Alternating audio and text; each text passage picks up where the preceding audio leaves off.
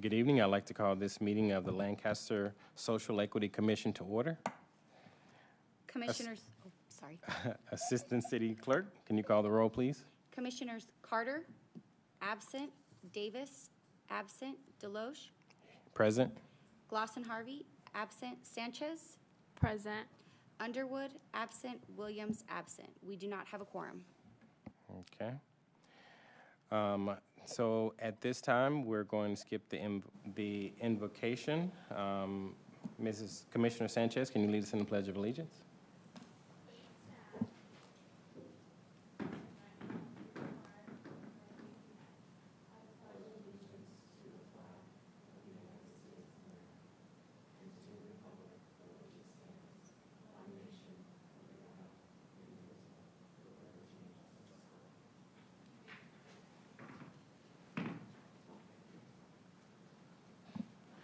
So today, it appears we have a presentation from Empower Generations. Are we ready to start? Let's do this. Hi, guys. Good evening. I'm Sajay Davison-Fisher. I'm the School Director of Empower Generations. And David Borkus, Community Outreach Coordinator at Empower. This is for me. Thanks. It's fancy. So a little bit about our school. So our back office support provider is iLead California.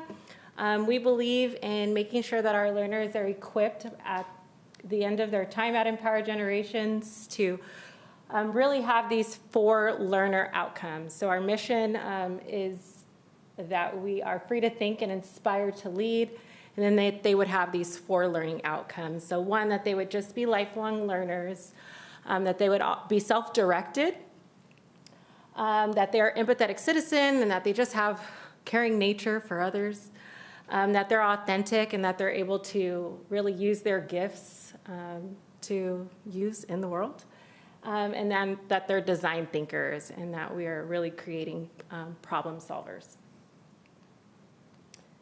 This is our school at a glance. So right now we have about 84 learners.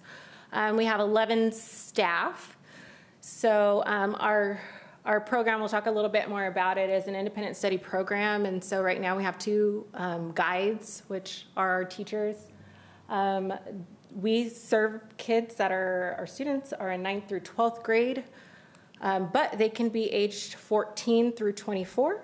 Not a GED program, but so everyone is receiving a high school diploma on our campus. So of course, with those wide ranges and ages, we have some challenges in our population. A lot of our students are coming in seeking credit recovery. We also have a small population of our students that are pregnant or parenting teens. So about 10 of our learners have children or are expecting children soon. 43% of our population are students with disabilities. We have 4% English learners, 9% of foster youth. Our homeless youth population has also increased quite a bit, so still around 9% as well. And then 83% of our students are socioeconomically disadvantaged. And those are the demographic of our students. About half of our population is African American, the other half Hispanic, with a little bit of a mix with white and 2 or more races within. And then here are some of our program's features. So like I said, we are an independent study program, but we do have a studio right here on 10th Street in the parking lot of Full Weedery. So the students are able to come into a campus to receive support. They do not have to come every single day of the week, but we are open every day, Monday through Friday. We're open from 8 to 3:30, so a lot of our students are going to stay on campus all day. So we do have to make sure that we have plenty of activities and workshops and CTE programs for them to participate so they can keep busy. There are a small portion of our population that stay exclusively at home. I'd say less than about 10 of our kids stay exclusively at home, and then some come hybrid. So they at least stay with us for half the day. We do focus really largely on health and wellness, making sure that we have a solid advisory curriculum for our students to participate in. We believe in love and logic. We have restorative practices that we do with our students. So advisory is something that we do every day, and it's still for elective credits. So not only are they getting social emotional learning, we're also providing some elective credits for them as well.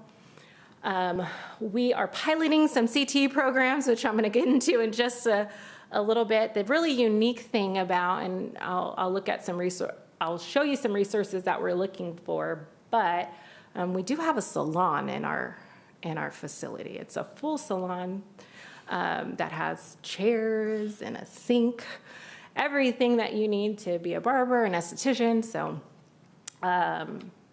yes, I'll get into that. So we are looking to enhance that. And then it is personalized learning, since students are really in all different points in education. Credit recovery is big, and so the schedule looks different for all of our students. And so we really personalize it. Everyone is not working on everything the same on the same day at the same time. So that makes it an interesting campus. Let's see, like I said, we do not offer a GED program. They are just high school diplomas, but we do offer a couple of paths. So the 230 path is how we prepare students for A through G requirements. If they choose this path, then we will help them apply to four-year universities, including the CSUs and UCs. For students not wanting to do that and wanting to go directly into a trade, we're hoping that we're preparing them with the CTE, and then they are able to complete the 180 path, where they'll still get the basic California requirements with a couple of extra electives, but they would not be able to apply to UCs and CSUs after. With both of our paths, though, the part about Empower is that we do offer internships, service learning, and child development as part of our graduation requirements. The whole thing is that we want to make school as interesting as possible. Every day is not going to be interesting and fun, but we try to make it so that it is. So throughout the day, we want students to really do what they love to do. So if you'll see in the corner, that is the students doing the cosmetology class. They do makeup work. We have a really great community partner that we're working with, the Let It Out program, who does creative writing. They're musicians, they play guitar, they sing. Amazing program. I have a little video a little later. These are the two CTE pathways that we have at Empower. The first one is our early childhood education, where this is where students are going to get the hands or the learning experience of being at a community college class. So they're taking EC 101 at ABC, and then we are partnering with TK programs so that they are completing their CTE hours. And then the hope is that they would complete ECE 102, and then they would be licensed to work at daycares. And then our second pathway is our arts, media, and entertainment pathway. Right now, we are mainly focused on music production, but we're hoping to enhance that pathway to also include photo and theater. So in the coming years, that's what we'll be working on, but right now, just really exclusively music production. So this is some of the students working with our community partner, Let It Out. Oops, not playing. Nope. See, I'm clicking buttons. Don't give me the remote. Okay, I'm gonna try again. Nope. Okay, I'm gonna stop clicking. Thank you, sir. Okay. Can you press play? Sorry. I don't know that it's, It's not playing? no. Okay. We can imagine it, though. Not in here. There's a separate video you guys sent. Is that what you're trying to play? Yeah, there's two videos in here. One's of graduation and one's of this. The graduation one. Maybe I'll have to send this link. It's really cool. They made a whole rap. They made the beats to the rap, and then they performed it too. So it was really amazing to see.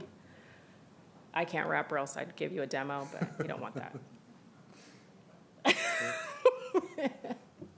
Like I said, it's independent study, but we do try to make it a little fun. The curriculum is all online. We do use Edmentum, which, online can be boring sometimes for kids that are there from 8 to 3:30. And so we do try to spice it up by having labs. So with this one, they were using Edmentum, and they used the engineering design process to make robots and see how they move. This was also a little video, but I don't think our videos are working. It doesn't look like it. You can try. No. Nope. Not today. Imagine the robot moving. He moves in a circle. Oh, okay. Let's exit it. Okay.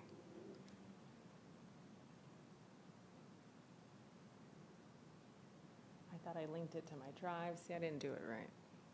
This could be me.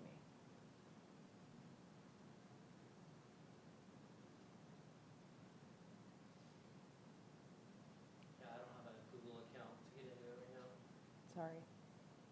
Maybe I can send it. Okay. Thank you. All right. And we try to make sure that there are events that are on campus. There are 84 learners. All the events are open to all learners, but sometimes we have a little bit of difficulty getting them to come out, but we do want them to feel like they're in high school. And so we do a prom. We have it on campus, but we would also like to have a venue outside of campus so that they get to experience more opportunities in our community. So right now, this is where it is, but our hopes is that we can expand that to other locations.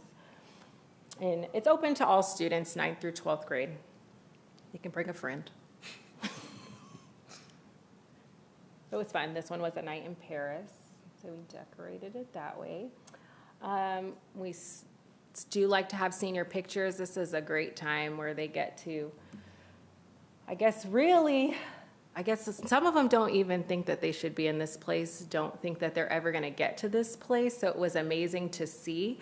We put out a survey and they're like, I don't think I want to take pictures. But then when they put on that cap and gown, it's like a whole different glow.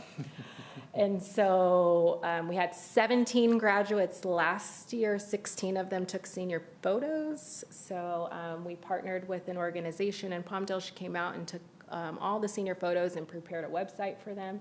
So we do want to continue to do that. They are able to do their senior quotes. We are looking for sponsors for them to help purchase their photos. And then lastly, grad night. We do try to make sure that they have the full senior experience just like they would if they were at a traditional school. So last year they went to grad night at Universal Studios.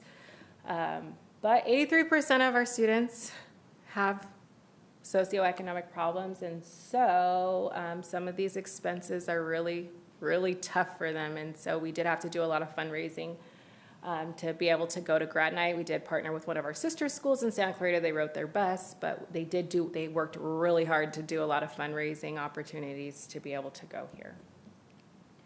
So we plan to continue this year. They did car wash, sell snacks at school. The car wash was fun. That was fun to see. But they were willing to work. Somebody even rode their scooter 4 miles to get there to car wash. So I was like, okay, dedication, I like it.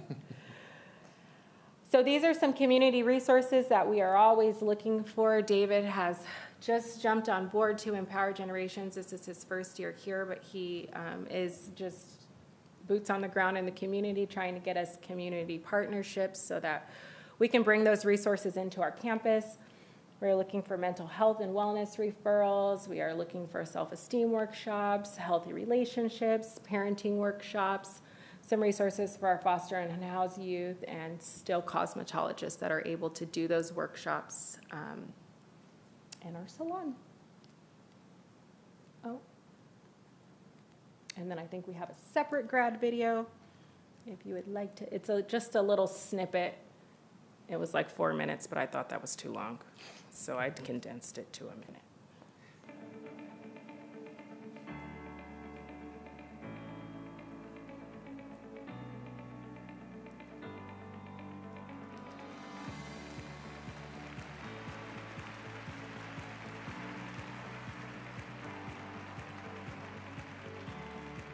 Today, we celebrate the achievement, hard work, and dedication of our graduating class. Remember to cherish the memories you made, the friends you made, and most importantly, the lessons that you learned and empower generations. Empower Generations has given me some of the most challenging and memorable experiences of my life so far. This school has undoubtedly had a large impact on the students here, myself included. This impact is what I want to thank this school for, because I would have hated getting it anywhere else. With the loving support of my family and guidance from teachers, I started seeing myself slowly progress in a positive way. My high school experience has taught me to never give up, and I know anything is possible once you set your mind to it. I am grateful to the EG staff and appreciative for the experiences I've had at this school. This is a celebration of your hard work, your resilience, and your perseverance. Don't be afraid to chase your dreams, no matter how big they may seem. Carry our belief in you. The world needs your talents, your ideas, and your compassion. Don't forget that. Congratulations, class of 2024! While Cedric is not physically present with us today, his spirit lives on in the hearts and minds of all who knew and loved them. Remember the lessons you've learned here. Continue to strive for excellence. Remain curious and never lose sight of your dreams. There's so much in store for all of you. Luciano Castro Gomez, Jose Delgado Cáceres, Diana Leslie Ortiz Ayala, Salma Castro Gomez, Leslie Diana Baltazar, Kanisha Moten, Alan Cummins, Marshall Scott Jones, Ikir Babyon Moten, Esmeralda L. Castro, Angel Mora, Ashley Giselle Velasquez, Valerie Angeli Yanes, Eliana Bennett, Treasure Daniels, Danya Michaels, Kyle Monty Wood. Congratulations, class of 2024, you did it!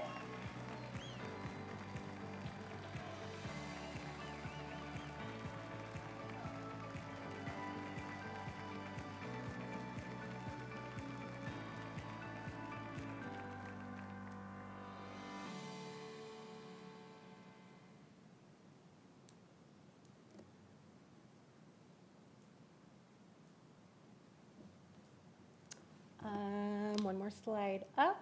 We do have social media if you are interested in staying connected with us. That's our QR code that you can scan. We're on Facebook and Instagram. And then we are looking for sponsorships and seniors. If you would like to sponsor a grad, you can connect with us as well. Thank you for your time. Thank you. Thank you for your time. So before you leave. Oh, just kidding. Okay.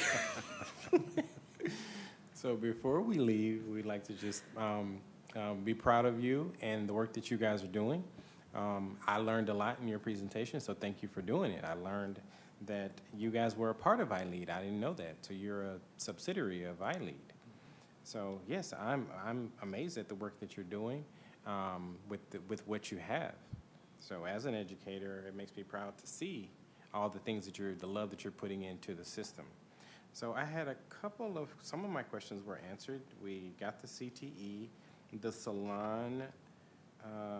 So the one question I had was the child development. So they would need to go to another college or to ABC to finish out to get the certificate? Or would they get a certificate if they finished out that 102?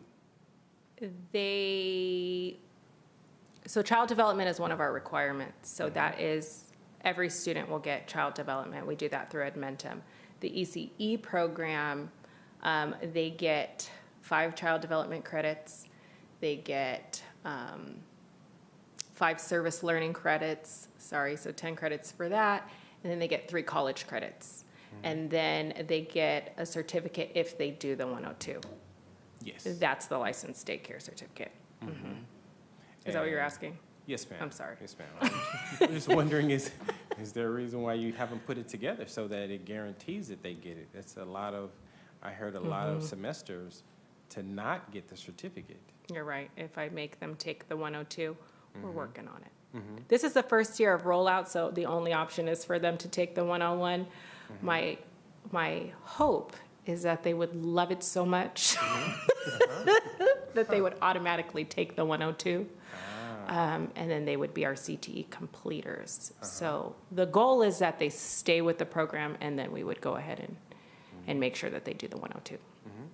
Well, I would offer myself up as a thought partner because I think there are ways to manipulate the curriculum so that 102 is the capstone, and then you don't have to make them take the 101. You build 101 into the curriculum, and then make 102 the capstone, and then you're done.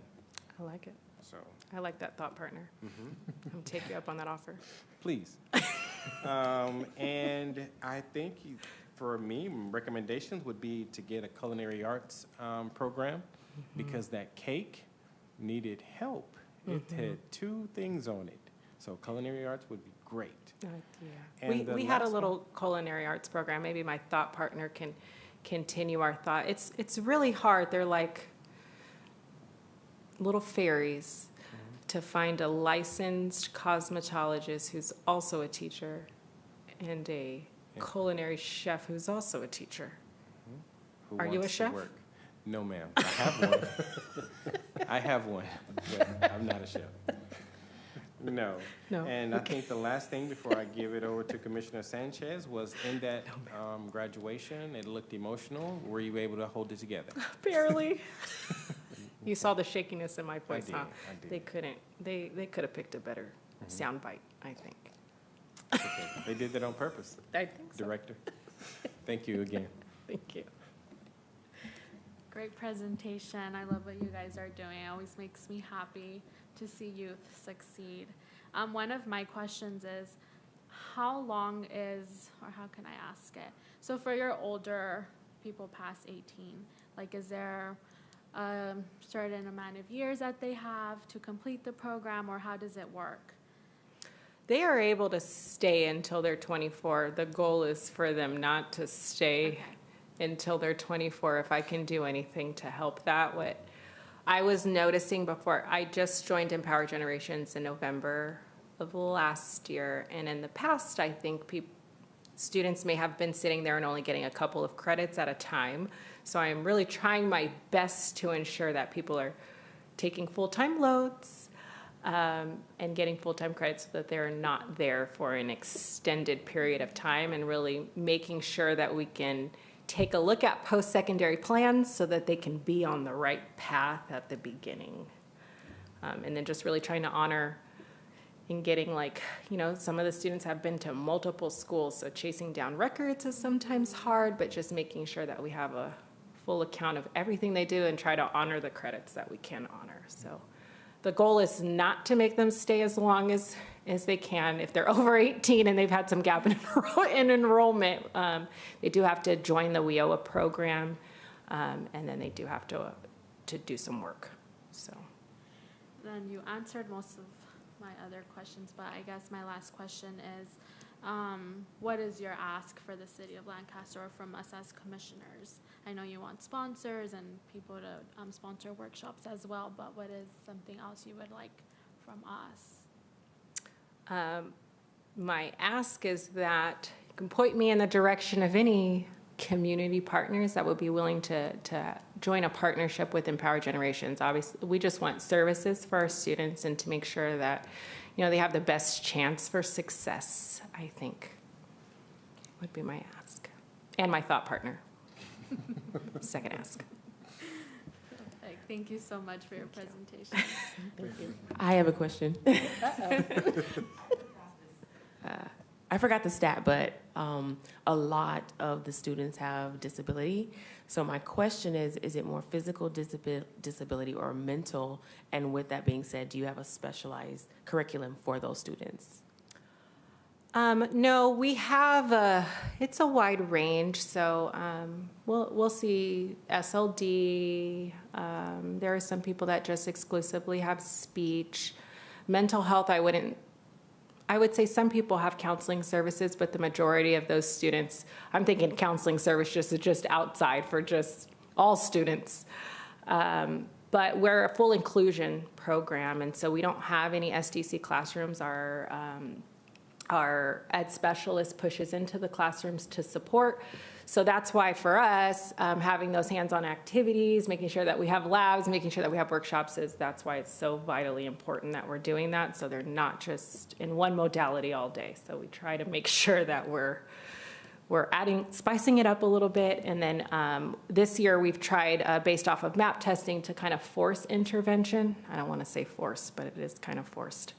So that they are doing Math 180 as part of their day and Read 180 as part of their day and Khan Academy for math as part of their day. So that they don't know they're getting intervention, but they are. I enjoyed your presentation. Thank you so much. Thank you. Thank you. Well, it's amazing that you do all of that with 11 people on the ground. So amazing work. And the last thing, who is your WIO partner? Is it AJCC? Goodwill. Goodwill, okay. Sorry. I'm like, no. There's only two I think, shops yeah. in town, so that's I the think other that they one. were in negotiation, so I don't know if that's what's going to change too, but as of last year, that's what it was. Okay. So maybe if you get staff's your information, and I can definitely help with a lot of that. Okay. Because we've been through the same growing pains. Yes. So, was there anything you wanted to add, brother? Sorry. I think she covered everything, but we'll make sure you get our contact info. If you guys need anything, please feel free to reach out. We appreciate our time here today. Thank you. Thank you. Thank you. All right. And today we also have a presentation from the Public Safety Commission, Public Safety in the city of Lancaster by Kim Doris. Good afternoon, commissioners. So just a quick update from the Public Safety Department and the now Lancaster Police Department, just to let everyone know that we are officially in our new building. I want to say we all moved in as of the week of August 12th, as well as we will be hosting an open house for anyone who would like to come and view the facility. That will be on September 28th. We don't have a time just yet, but I wanted to at least let you know when it will be so you can mark your calendar down. And if you did want to attend, if you could RSVP with Rochelle, and her email address is rearly, EARLY, and then of course is at cityoflancasterca.gov. And also, the middle of November is when we should have the rest of our technology in. So we're just about ready to go. I do want to invite everyone to come to check out the building. It's really nice. It looks very similar to City Hall, but it's beautiful. So that's pretty much all I had to share. Unfortunately, Chief wasn't able to make it. He did have another engagement at this time, but I want to just share with you guys and invite you out on September 28th. Thank you.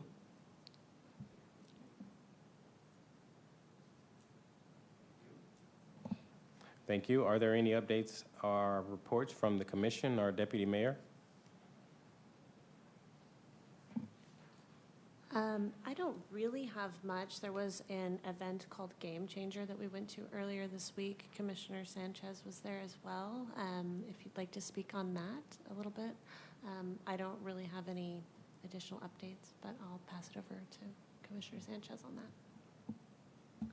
So yesterday we had the opportunity to attend an event called Game Changer, and it allowed our community members and our local law enforcement to come and just engage with one another, ask each other questions, and see how we can better bridge the gap between our community and our deputies. And then I had the opportunity to bring our kids from the YAC, and they did a great job as well. So it was a great opportunity for the community. I believe they're going to have one next month.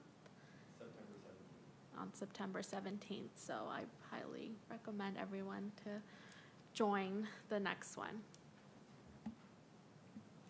And I apologize, I did have something else. I did also want to mention, and commissioners, you have a flyer for it, the Lancaster Station's Community Academy is coming up, and those dates, it's 8 Wednesdays. This is for next spring.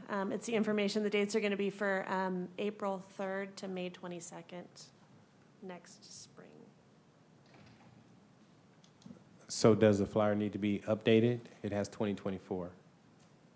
Last time, the commission asked what was included with the community academy, so I brought the flyer to Okay. show what exactly we go over during the 8 weeks. Okay, thank you.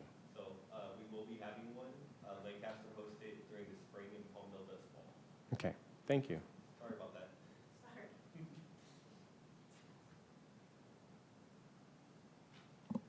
Okay, if there's nothing else, do we have any public business from the floor on non-agendized items? Okay. At this time, commissioner comments? So I want to thank our presenters. Thank you everyone for coming. Today is Commissioner Deloach's last day. So I want to thank you for everything you've done for our community and for the commission, and we're going to miss you.